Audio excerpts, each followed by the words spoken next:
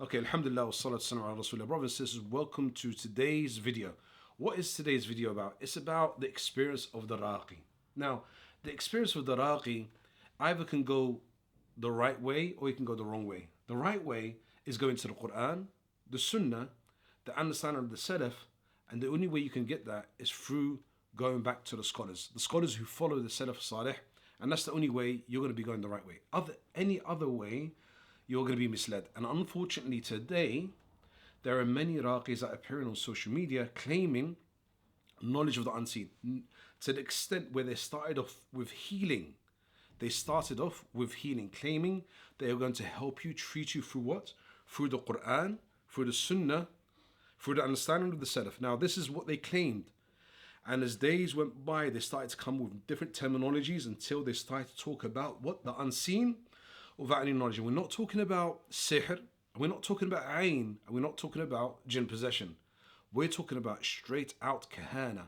And this is how kahana, like magicians and soothsayers, this is how they started.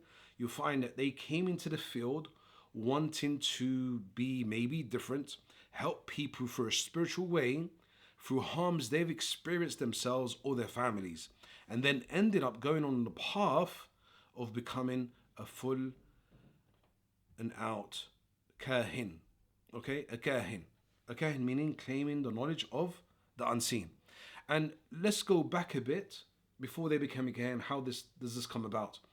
Now, I want to, especially to I want to make sure you understand this, and I know you do already, right? But I just want to make sure that we have this discussion. So somebody can come to you with a problem, and the problem they come to you with is nothing to do with Ruqyah. But you find they are possessed. You'll find they might be bewitched or they might be possessed, but they come to you with a problem that is nothing to do with the subject matter that you deal with. And that problem could be as simple as, I can't get married. Now, when people come to me and they say they can't get married, I say, well, you live in a society that is not from your community, not from your background, not from your religious beliefs, and you live in an isolated community. Like, for instance, you're from China, you're Chinese, for instance. Well, not really, but let's just use Chinese as an example because none of them did come to me as Chinese.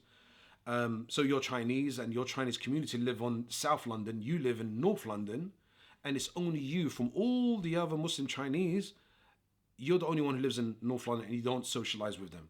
So how are you gonna get proposed to? How are they gonna know you are there? Like, that is the first thing you need to tackle. But then when you recite on them, you find they have other problems. They have problems, maybe lustful jinn, maybe evil eye, maybe even magic in the family. But the not getting married part has got nothing to do with the affliction. Does that make sense? Yeah. So this is usually what happens to some people. I'm not saying to all, okay? And then the thing is, if the Rāqī is not responsible and doesn't try to make them understand, and it might take more than 1 or 3 sessions to make them understand. And once they do understand, do you know what happens? They actually stop doing Ruqyah, even though they're afflicted. Because they didn't come for that problem in the first place. In their minds, it's like, well, I was coping. It's nothing to do with me, it blocking my marriage. I'll just carry on my life. But they know they were afflicted. So this is the kind of things that happen. But if they go to somebody who doesn't care, they will just start opening a can of worms, causing more problems, and even just lying or following